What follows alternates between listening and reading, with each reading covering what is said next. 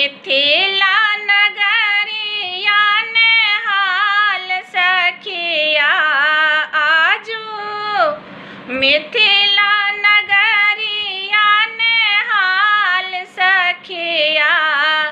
चारू दुल्हा में बरका कमाल सखिया चारू दुल्हा में बरका कमाल सखिया हे कमाल सखिया है कमाल सखिया चारू दुल्हा में बरका कमाल सखिया चारू दुल्हा में बरका कमाल सखिया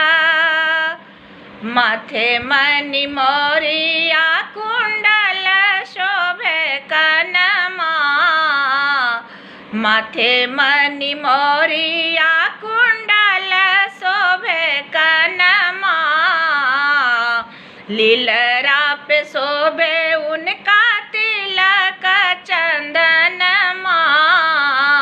लीलरा पे शोभे उनका तिलक चंदनमा लाले लाल होठवा कमाल सखिया आहे लाले लाल होठवा कमाल सखिया चारू दुल्हा में बरका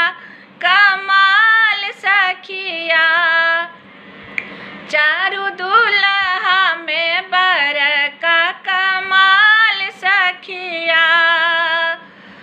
शावल शावल गोरे गोरे जोरिया जहान है अखिया न देखलक न सुनलक कान है शावल शावल गोरे गोरे जोरिया जहान है अखिया न देखलक न सुनलक कान है जुग जुग जीवत जोरी बेमिसाल सखिया चारू दुल्हा में बरका कमाल सखिया चारू दुल्हा में बरका कमाल सखिया